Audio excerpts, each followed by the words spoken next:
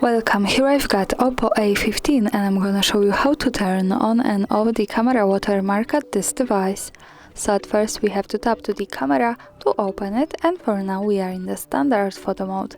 From here let's go to the right corner. When we pick this button we get access to 3 others. Now let's move to the right settings so we can open some advanced camera options, and here in the photo category at the last position we can see the watermark, so let's pick it. Now at the first place we have phone model watermark, so by using the button from the right we can easily turn it on and off as we need. Now let me keep it turned on.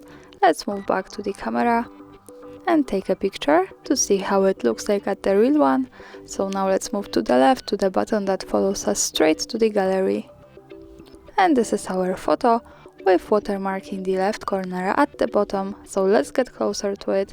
This is how it looks like, OPPO A15. And of course when we don't need it we have to go back to the camera, then to the right corner button, then to the right settings, pick the watermark and use this button to turn it off. And when we take another picture the watermark should be not visible at it. And that's all, thanks for watching, subscribe our channel and leave the thumbs up.